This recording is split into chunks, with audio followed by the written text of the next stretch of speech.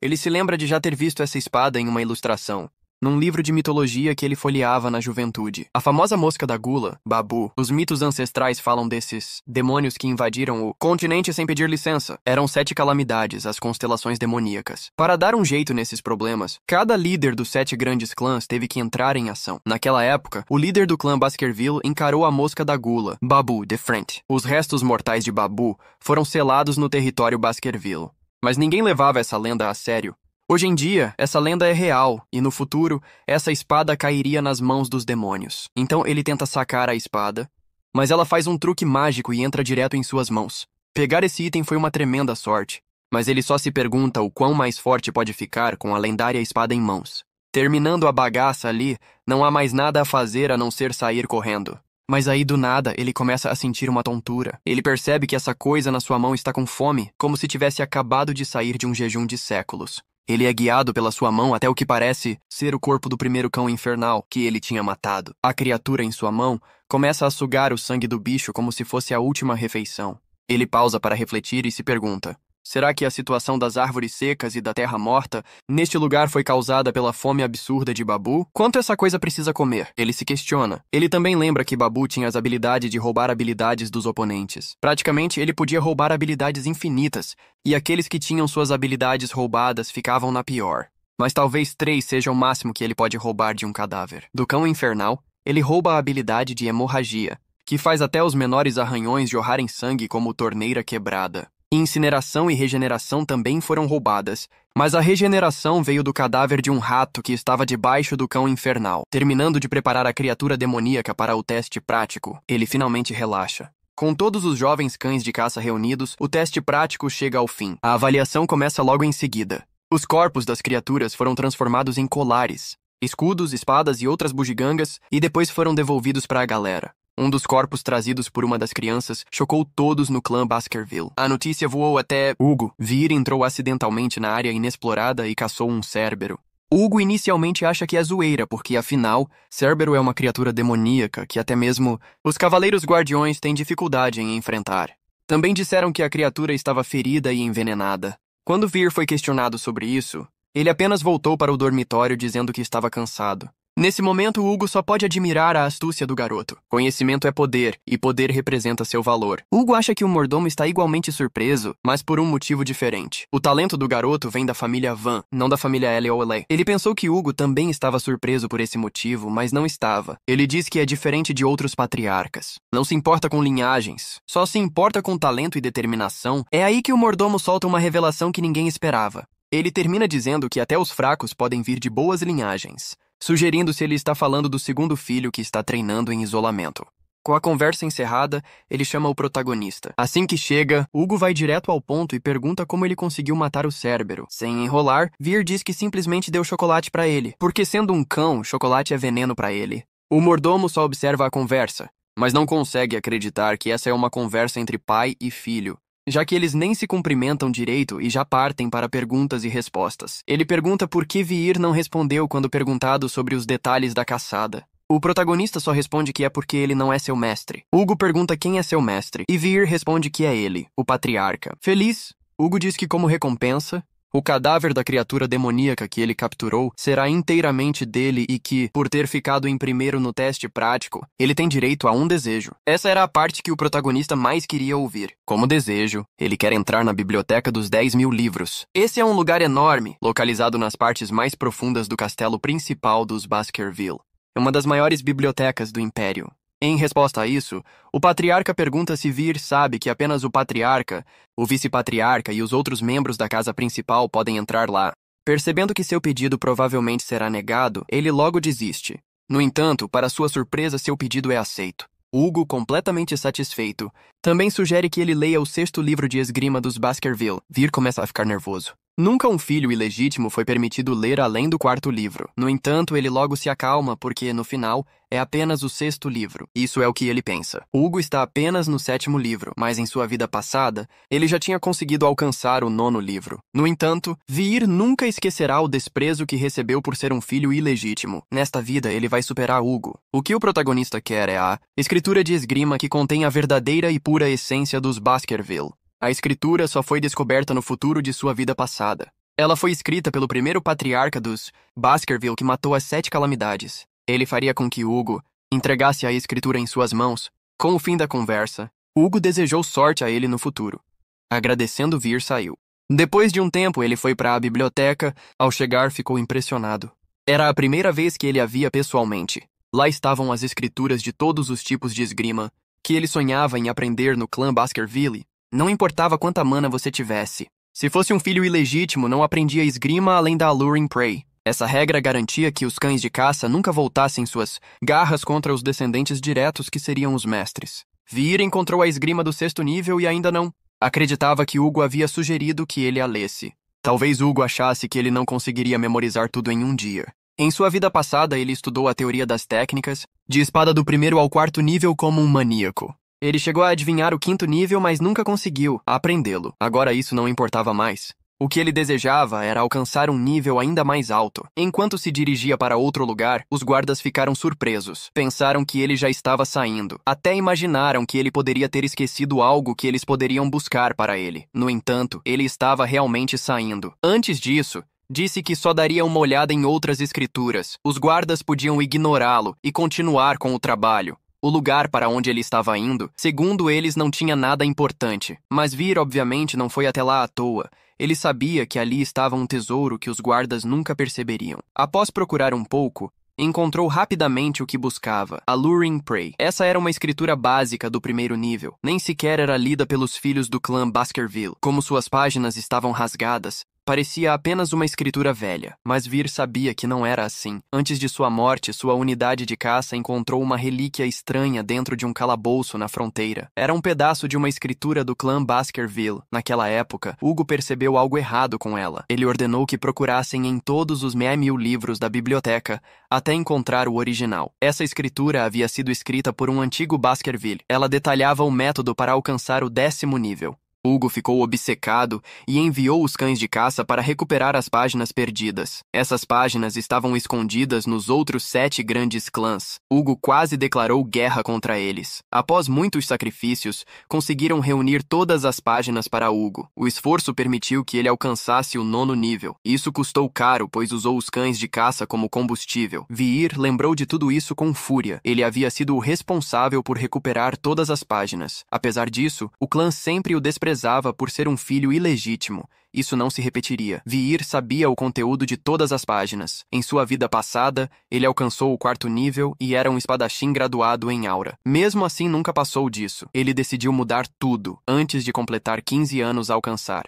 Vir propõe que finjam que nada aconteceu. Admirando a gentileza do jovem mestre, os guardas agradecem e pedem desculpas novamente. Vir sai da biblioteca e os guardas só conseguem pensar em como ele é gente boa. De volta ao escritório do patriarca, Hugo pergunta se a leitura foi esclarecedora. Vir diz que sim, o que deixa Hugo interessado. Ele pergunta o que Vir sentiu e percebeu na biblioteca. Vir responde que foi algo quente e afiado, mas ao mesmo tempo macio e maleável. Hugo e o mordomo ficam surpresos e perguntam se ele está falando da sua aura. Nesse mundo é a prova de que alguém realmente entrou no mundo das espadas. Até mesmo prodígios que treinam muito precisam ter pelo menos 15 anos para conseguir isso. Mas Hugo pensa que é impossível. Vir tem só 8 anos. Só para garantir. Hugo pede para Vir mostrar como é feito. Vir concorda, e eles vão para o campo de treinamento. O mordomo curioso pergunta como Hugo vai testar as habilidades de Vir. Hugo diz que vai mandar uma besta demoníaca adequada, uma que deixou passar fome para ficar mais sensível. Então eles trazem um orc, uma criatura raivosa e angustiada. As pessoas que assistem dizem que é exagero que para enfrentar um orc ele deveria ter pelo menos 15 anos. Confiando que se algo der errado, os cavaleiros guardiões vão intervir, eles se acalmam. Vendo que tudo está pronto, Hugo dá o sinal para liberar a criatura. Cheia de fúria, ela já encontrou sua presa, mas Vir permanece calmo. A criatura avança, mas ele rapidamente corta um dos braços e depois uma das pernas dela. Era a vez do orc, um monstro que se regenera rápido, se curar. Por causa da habilidade de hemorragia de cão infernal de Vir, ele não conseguiu se regenerar. Todos ficam surpresos. Como um garoto de 8 anos pode fazer isso? Mas Hugo não está satisfeito e Vir sabe disso. Hugo quer que Vir mostre o que aprendeu na biblioteca. Vir sabe e mostra sua lâmina de aura finalizando o orc num piscar de olhos. Agora Hugo está realmente surpreso. O que Vir mostrou é a aura de um espadachim de baixo nível. e isso é impossível para um garoto de 8 anos. O mordomo parabeniza o chefe da família pelo prodígio e diz que mesmo entre todas as famílias do Império, nunca houve um gênio como Vir. Mas Hugo, relutante, diz que isso foi possível porque o orc estava estranho. Vir então pergunta se não há uma criatura mais forte do que um orc. Os estudantes, que já estavam assustados, agora estão incrédulos. A ideia de Vir é mostrar mais força o suficiente para que suas conquistas sejam reconhecidas e ele possa se separar de Hugo, sendo enviado para a selva ou entrando na academia. Hugo concorda e pede para trazer o bárbaro capturado para experimentos. Vir pergunta se pode começar agora e é autorizado. Ele se dirige rapidamente à criatura, que apesar de parecer lenta por causa do tamanho, reage rápido e dá o primeiro soco. Vir desvia e, mesmo tendo a chance de atacar, decide não fazê-lo, o que Hugo acha uma ótima decisão. A capacidade de regeneração dos Trolls é incrível. Então, gastar energia sem dar um golpe fatal seria inútil. Com isso em mente, Vir começa a planejar a caçada. Ele decide usar a força do Troll contra ele, atacando no momento certo. A plateia fica desanimada ao ver o Troll se regenerar após ser cortado. Hugo pensa que continuar pode ser perigoso e tenta encerrar o teste. Mas Vir insiste e diz que se não matar o Troll no próximo ataque, ele desistirá. Vir decide usar força suficiente para parecer que recebeu iluminação divina. Com precisão, desfere um golpe fatal e decapita o Troll, deixando todos em choque. Uma semana depois, a situação ao redor de Vir muda. Todos evitam se aproximar e ele descobre uma nova habilidade, Ultra Regeneração. Perdido em pensamentos, é surpreendido pelos trigêmeos, que o elogiam pelas vitórias recentes. Antes que pudesse questioná-los, o mordomo aparece e informa que ele deve ir ao patriarca. Mais tarde, uma carruagem chega ao castelo da família Baskerville. Na sala de reuniões do patriarca, Vir encontra Adolf Morg, líder do clã Morg. A garota, chorando, diz que não vai perdoar Vir pelo que ele fez. Vir apenas ri. A competição amigável entre o clã Bazo e o clã Morg começou. Crianças de 8 a 15 anos se reuniram em um lugar para testar suas habilidades, mas este ano toda a atenção estava em outro lugar. Desta vez, alguém do clã Morg estava no campo de batalha conhecida como Kimu Morg. Do outro lado havia um espadachim do clã Baskerville conhecido como Vir van Baskerville. O clã Morg propôs um duelo entre as duas estrelas em ascensão dos clãs. Kimu avisou Vir para se preparar, pois ela nunca pega leve em batalhas reais. Então ela começou a conjurar um feitiço. As pessoas ao redor ficaram maravilhadas, pois Kimu estava fazendo uma canalização quádrupla, mesmo sendo tão jovem. O chefe do clã Morg olhou para Hugo com um sorriso malicioso. Mas Hugo não parecia se importar. Neste momento, Kimu lançou 4 feitiços de uma vez contra Vir. Vir desviou de todos facilmente. Depois ela tentou conjurar uma parede de terra para impedir o progresso de Vir, mas ele chutou e passou por ela facilmente. Naquele momento, ela começou a se perguntar se esse era o poder do clã Baskerville. Ela fechou os olhos esperando o contato, mas o contato não veio. Então ela abriu os olhos. Vir estava prestes a dar um peteleco na cabeça dela, mas o peteleco foi tão forte que parecia um tiro. O chefe do clã Morg ficou assustado com a força do garoto. Kimu se sentiu humilhada e começou a perguntar se ele estava pegando leve com ela. Vir apenas zombou, perguntando se ainda doía. Então ele pediu que ela aceitasse a derrota antes que as coisas piorassem. Furiosa, ela conjurou 2 paredes de terra ao mesmo tempo. Naquele momento, ele pensou que poderia simplesmente contornar as paredes, mas decidiu brincar um pouco com ela e atravessou ambas as paredes com um único golpe. Sua mão estava quase tocando o rosto da garota novamente quando ele perguntou de quem ela achava que era a mão que passou por aquela parede. Preparando-se para um novo peteleco, ele disse que era definitivamente a mais forte. O galo na testa dela parecia maior do que antes. Ela estava chorando de dor e começou a atacar. Vir com fogo, muito irritada. O garoto sabia que poderia matá-la a qualquer momento, mas não sabia como resolver a situação sem causar danos. Até que, olhando para os garotos atrás dele, teve uma ideia. Vir entendeu que os 2 atrás deles eram um mago e um espadachim, competindo para ver se o espadachim podia cortar todos os feitiços. Kimu, percebendo que Vir não estava prestando atenção nela, ficou ainda mais irritada. Neste momento, o mago estava lançando um feitiço ainda maior, perguntando se o espadachim podia cortar aquele também. Esse era o momento perfeito para Vir. Ele apenas apontou para trás, dizendo que ela deveria conjurar um feitiço de proteção, agora, mas acho que já era tarde demais. O chefe do clã Morg entrou em pânico. A explosão foi enorme. Nesse momento não era possível ver nada no campo de batalha. Morgue gritou pela garota. Ela estava lá dentro, mas não sabia o que fazer. Mesmo bloqueando a magia com proteção mágica, suas roupas haviam queimado. Seu medo era que assim que a fumaça se dissipasse, as pessoas a vissem seminua. Nesse exato momento, alguém jogou uma peça de roupa sobre ela. Foi Vir quem fez isso, dizendo para ela vestir. Chorando, ela pergunta o que ele fará sem camisa. Mas ele diz que não se importa com essas bobagens. Ela estava completamente envergonhada, se perguntando por que ele estava sendo tão gentil com ela, até perceber que o braço dele estava sangrando, provavelmente devido a um fragmento da espada daquele cavaleiro que ainda tinha uma aura.